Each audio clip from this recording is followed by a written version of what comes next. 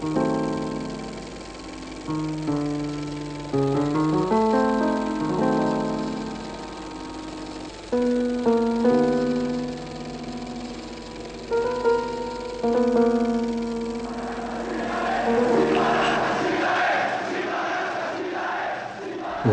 και άγνωστα πλάνα από την εξέγερση του Πολυτεχνείου, τα πιο πολλά με το φυσικό τους ήχο. 14, 15 και 16 προς 17 Νοεμβρίου 1973.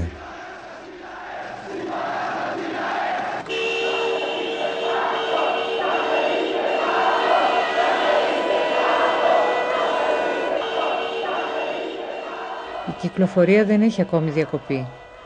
Οι φοιτητές με μαρκαδόρους και σπρέι γεμίζουν τα αυτοκίνητα με συνθήματα που μεταφέρονται έτσι ως τις πιο μακρινές συνοικίες της Αθήνας. Ανεβαίνουν στα τρόλεϊ και τα λεωφορεία, μοιράζουν προκηρύξεις και μιλούν στους επιβάτες. Οι οδηγοί και οι εισπράκτορες βοηθούν αποφασιστικά. Μαζεύονται ακόμα λεφτά και τσιγάρα.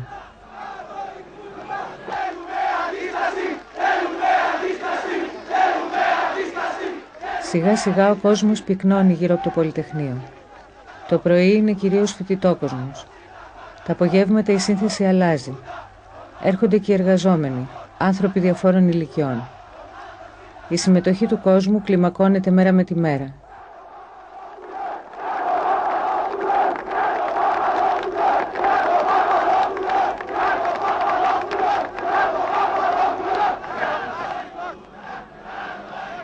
Από τα δεκάδες συνθήματα, εκείνα που έχουν τη μεγαλύτερη απήχηση είναι αυτά που στρέφονται κατά της δικτατορίας.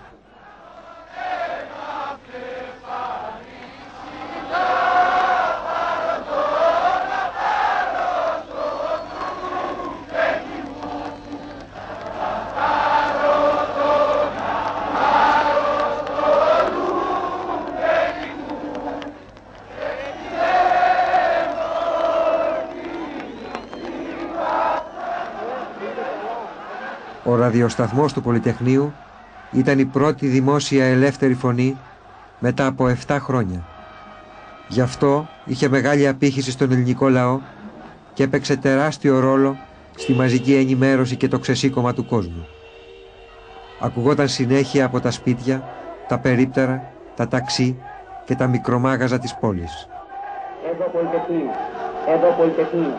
Σας μιλά ο ραδιοφωνικός σταθμός των ελεύθερων αγωνιζόμενων φοιτητών, των ελεύθερων αγωνιζόμενων Ελλήνων. Οι φοιτητές από τα παράθυρα του Πολυτεχνείου με καθρεφτάκια προσπαθούν να εμποδίσουν την κινηματογράφηση της συγκέντρωσης.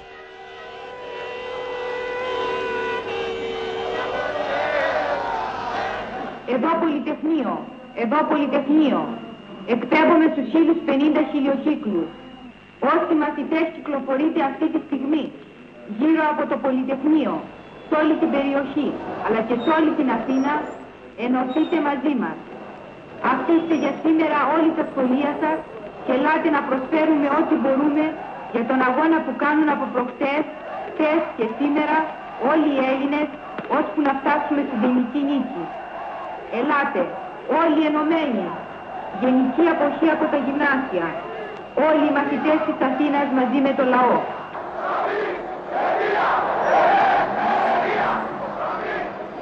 Της Αθήνας, κλεισμένοι στο Πολυτεχνείο φοιτητές μαθητές, παλεύουν για το καλό όλων μας.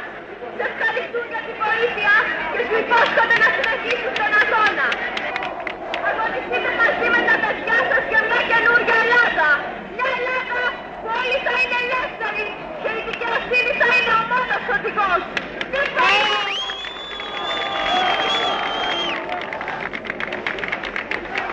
Ελληνικό λαέ, αγωνίσου στο πλευρό των φοιτητών. Τα παιδιά που βρίσκονταν μέσα στο Πολυτεχνείο ήταν κυρίως φοιτητές, αρκετοί μαθητές και εργάτες. Οι περισσότεροι εργάτες ήταν οικοδόμοι, που δεν ήρθαν οργανωμένοι, ήρθαν αυθόρμητα.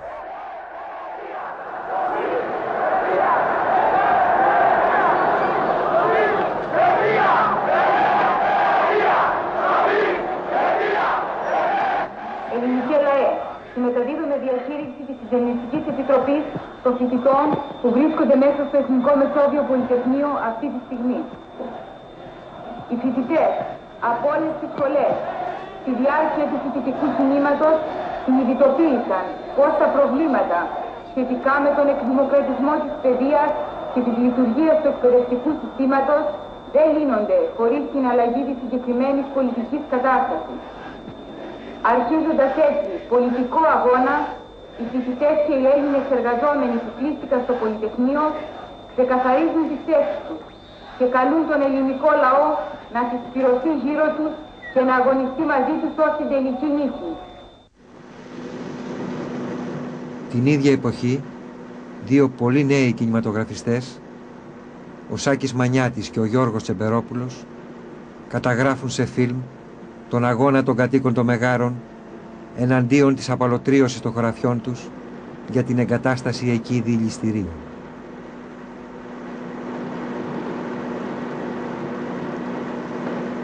Οι Μεγαρίτες πηγαίνουν στη Βουλή όπου συζητείται η υπόθεση, ενώ ήδη οι μπουλντόζες παράνομα έχουν μπει στα χωράφια τους. Η εκδίκαση της υπόθεσης από το Συμβούλιο Επικρατείας αναβάλλεται και η οργή ξεχυλίζει. Θα την πάρω με το χέρι μας η αναστολή.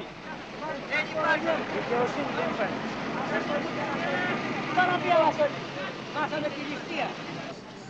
Δηλαδή μας κάνανε σε ένα γραφείο ευγενικό για να μας κοροϊδέψουν και πάλι. Όπως πήγαμε στον κύριο Νομάρχου το γραφείο και μας πήρε στην κοροϊδία όλους με το απατεώνες. Κλέφτες. Αριστερά κοροϊδέψουν για να τα έχουν κάτσε. Εκείνο είναι αγαπητέ.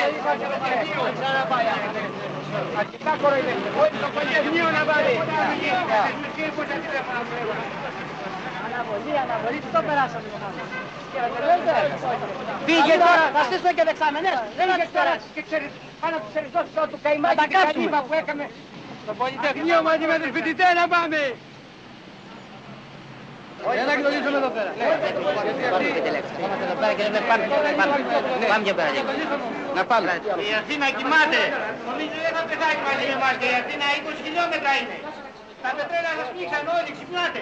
Ο αγώνας τους σημαδεύει πρόημα για την Ελλάδα την αφύπνιση της οικολογικής συνείδησης στον τόπο μας.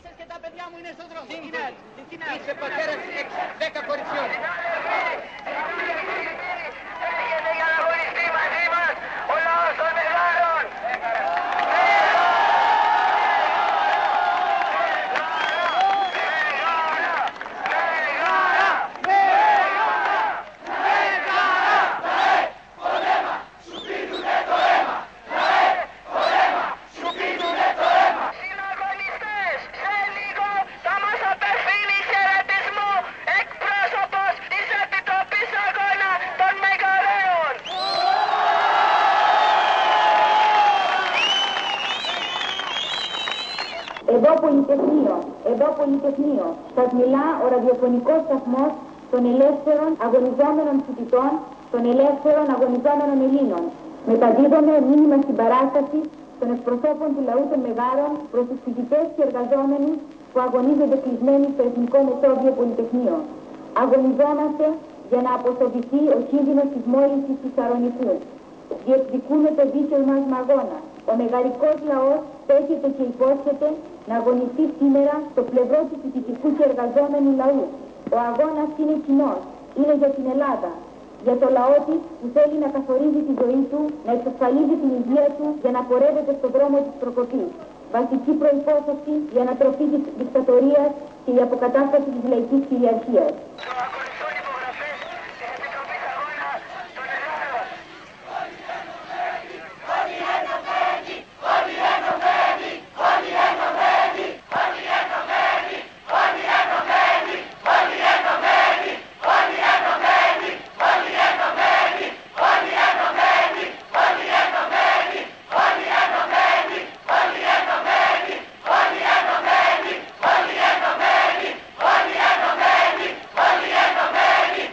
Εδώ τελειώνουν τα αποσπάσματα από το μεγάλου μήκους ντοκιμαντέρ Μέγαρα που σάρωσε τα βραβεία στο φεστιβάλ του 1974.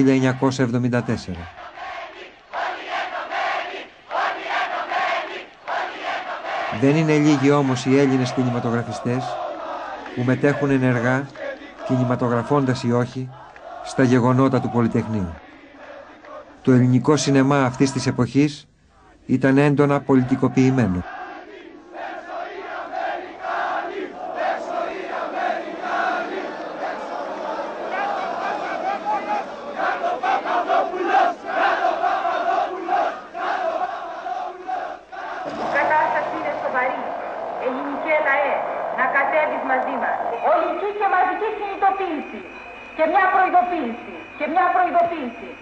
Σε περίπτωση που η αστυνομία χρησιμοποιήσει δακρυγόνα, μη φοβηθεί.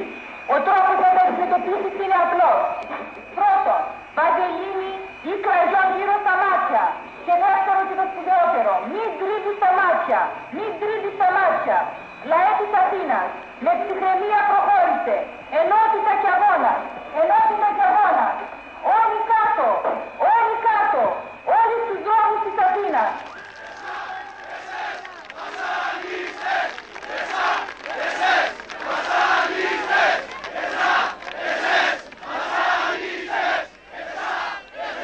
Το πολύ νέο παιδί, είναι δεν είναι 16 χρονών, προσπαθεί να κρυφτεί από την κάμερα.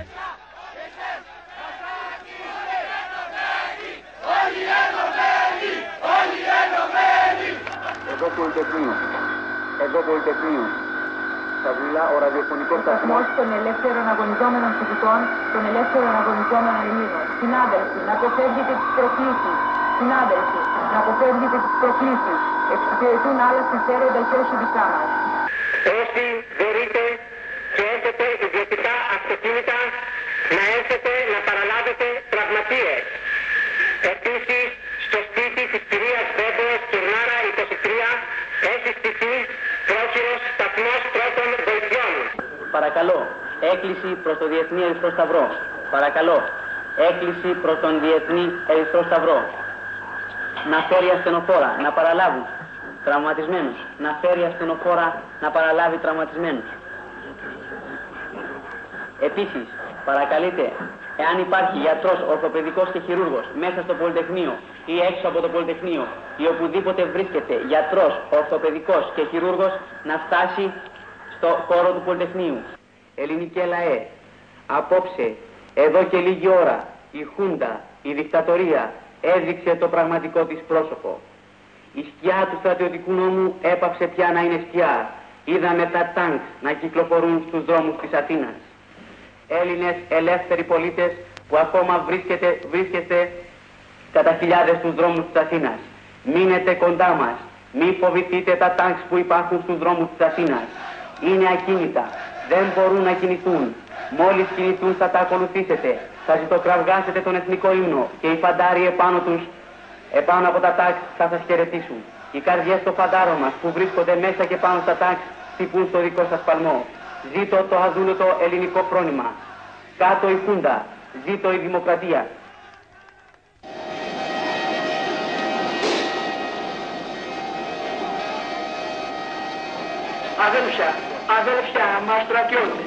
Αδέλφια μας στρατιώτες, δεν θα σηκώσετε όπλο. Δεν θα σηκώσετε και δεν θα πυροβολήσετε. Δεν θα σκοτώσετε τα αδέλφια σας. Αδέλφια μας στρατιώτες. Αδέλφια μας στρατιώτες. Αδέλφια μας στρατιώτες. Αδέλφια μας στρατιώτες. Πώς είναι δυνατόν να πυροβολήσετε τα αδέλφια σας. Να χυθεί ελληνικό αίμα. Όλοι πιστεύουμε στην ευκαιριά. Και εγώ πάλι πρώτος αρχίζω τον εθνικό ύμνο. Αυτό το αιώνιο σύμβολο της ελευθερίας. Σε γνωρίζω από την κόψη του σπάτσιου την τρομερή. Σε γνωρίζω από την όψη που πετάει εδώ τη γη. Απ' τα κόκκαλα βγαλμένη των Ελλήνων τα ιερά και τα πρώτα δεχομένη. Χαίρε ελευθεριά. Ακατέρι και ακατέρι φιλελεύθερη αγιά. Το να χτύπάει από χέρι από την απελπιστιά. Άγενάστε στην ώρα κι τα νερά σιωπιά, γιατί τα θεωρία τώρα και τα πλάκωνες λαπιά.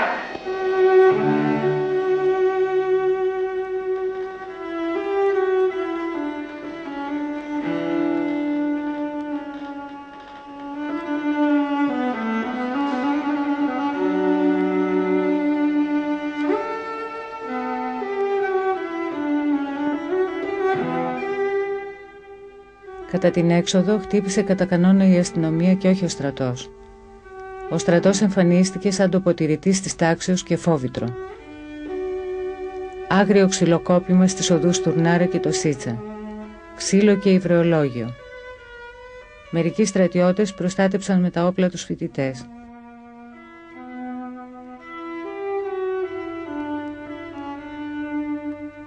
Άλλη μία έξοδος στη νεότερη ελληνική ιστορία.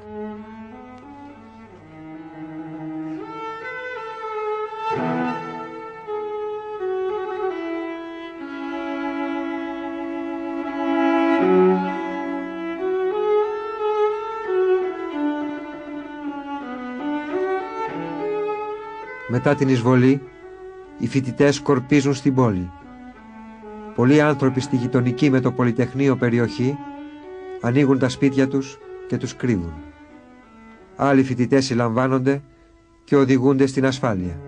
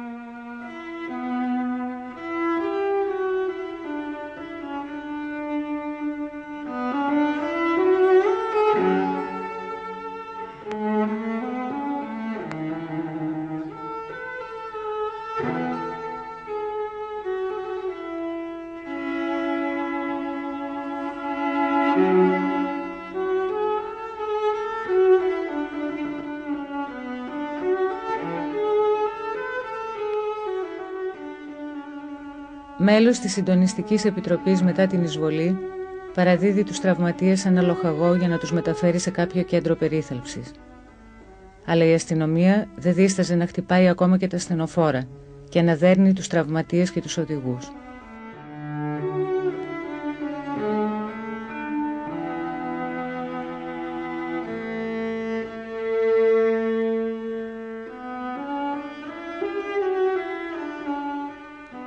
Στις γωνιές των διπλανών δρόμων, κρυπτόμενοι από το σκοτάδι, ομάδες αστυνομικών επιτίθενται με γκλόμπς, καδρόνια και αλλαλαγμούς εναντίον των μαζών των φοιτητών που βγαίνοντας από το Πολυτεχνείο ανέβαιναν τρέχοντας προς τα Εξάρχεια.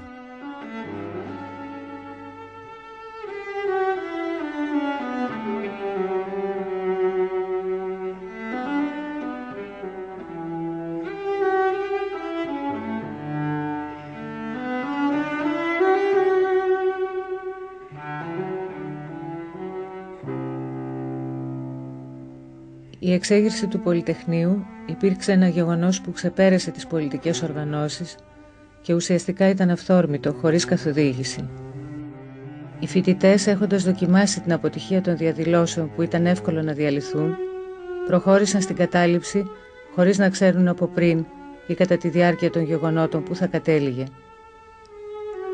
Γι' αυτό δεν υπήρξε σχέδιο οργανωμένης αποχώρησης.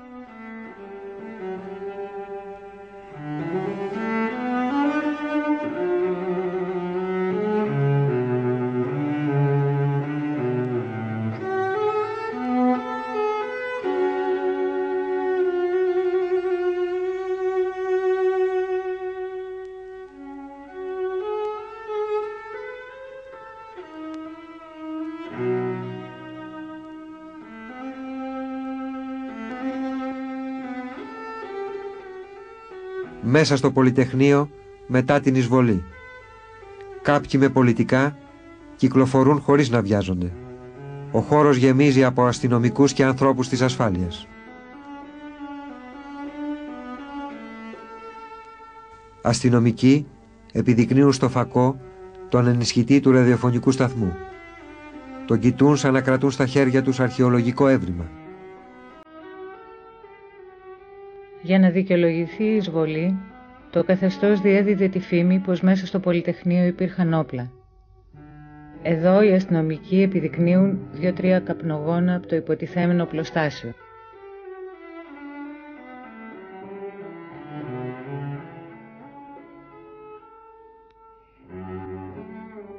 Πολλοί φοιτητές βγήκαν μετά την εισβολή από τη σιδερένια πόρτα της οδού Στουρνάρα.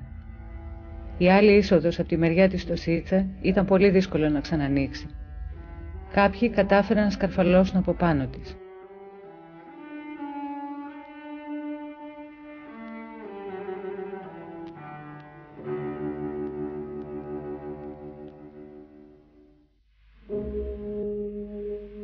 Στην έρημη Αθήνα, μετά την εισβολή, η Χούντα προετοιμάζει την προπαγάνδα που θα προβάλλει την επόμενη μέρα από τα ραδιόφωνα και τα ελεγχόμενα κρατικά κανάλια, το ΕΙΡΤ και την ΙΕΝΕΔ.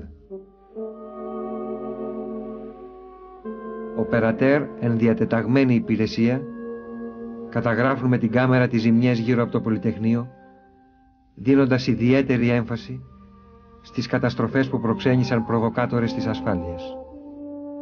Ήθελαν έτσι να παρουσιάσουν τους φοιτητές σαν κοινούς ταραχοποιούς και να δικαιολογήσουν την εισβολή των τάγκς.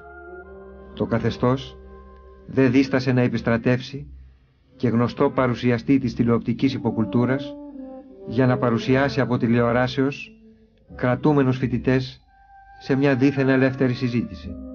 Ελληνικέ λαέ, απεφάσισα μετά τα χθεσινάς αναρχικάς εκδηλώσεις μιας οργανωμένης μειοψηφίας να κηρύξω των στρατιωτικών νόμων καθάπασαν την επικράτεια προς αποκατάσταση της διασαλευτήσης τάξεως. Τεταγμένος εκ του συντάγματος όπως προασπίζω την γαλήνη, τας κατακτήσεις και την ασφάλεια του ελληνικού λαού, δηλώ ότι είμαι αποφασισμένος να λάβω όλα τα μέτρα και το ανεκτήμητον αγαθών της δημοσίας τάξεως θα κατοχυρωθεί εν την πορεία της χώρας προς την ομαλήν δημοσίαν ζωή. Η επόμενη μέρα στην Αθήνα. Στους δρόμους ακινητοποιημένα τρόλεϊ και λεωφορεία που το προηγούμενο βράδυ είχαν μετατραπεί σε οδοφράγματα από τους φοιτητές. Κάποια άλλα ακινητοποιήθηκαν από την αστυνομία για να αποκλείσουν το χώρο γύρω από το Πολυτεχνείο.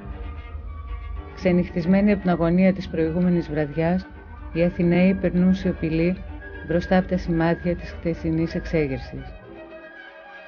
Όλη νύχτα παρακολουθούσαν στιγμή προς στιγμή την εξέλιξη των γεγονότων και τις ανταποκρίσεις των ξένων σταθμών. Ο ραδιοφωνικός σταθμός του Πολυτεχνείου έχει συγγύσει, αλλά οι φωνές της Μαρίας Δαμανάκη, του Δημήτρη Παπαχρήστου, του Λάμπρου Παπαδημητράκη και των άλλων εκφωνητών νιώθηκαν ίσπως ακούγονται ακόμα. Πώς είναι δυνατόν να κοιμηθείς όταν τα τάγκς έχουν στηθεί μπροστά στις πύλες του Πολυτεχνείου και σημαδεύουν τα παιδιά σου? Πώς είναι δυνατόν να κοιμηθείς? Είναι αδύνατο, δεν μπορούμε να το πιστέψουμε. Γι' αυτό ακόμη αυτή τη στιγμή αγωνιζόμαστε. Γι' αυτό αυτή τη στιγμή ακόμη μιλάμε. Γιατί θα έρθεις κοντά μας. Γιατί θα κατεβείς σήμερα, αυτή τη στιγμή που το μαθαίνεις. Αυτή τη στιγμή θα κατεβείς και θα συνεχίσεις τον αγώνα μας. Πυροσβέστες και αστιφύλακες προσπαθούν να ξεπλύνουν τα ίχνη της εισβολής. Πάνω σε τούτη την πεσμένη πόρτα δώσαμε ξανά τον όρκο. Όρκο της ζωής, της λευτεριάς, όρκο του ονείρου και της πράξης. Γιάννης Ρίτσος. Αν ξύσει κανείς λίγο τους στίχους, θα βρει από μέσα τα συνθήματα του Πολυτεχνείου.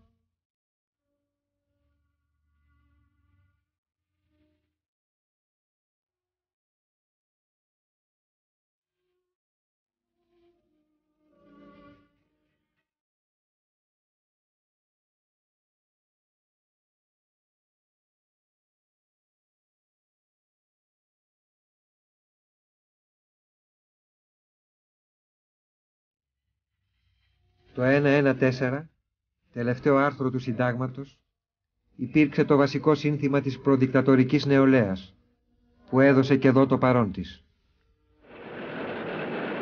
θυσία του Πολυτεχνείου σήμανε το τέλος της δικτατορίας του Παπαδόπουλου, θα ανατραπεί από τον Ιωαννίδη μια εβδομάδα μετά, αλλά και το τέλος του πειράματος πολιτικοποίησης και ελεγχόμενου εκδημοκρατισμού που επεδίωκε η κυβέρνηση Μαρκεζίνη. Φινάλε της εκπομπής, ένα συγκλονιστικό ντοκουμέντο των ημερών.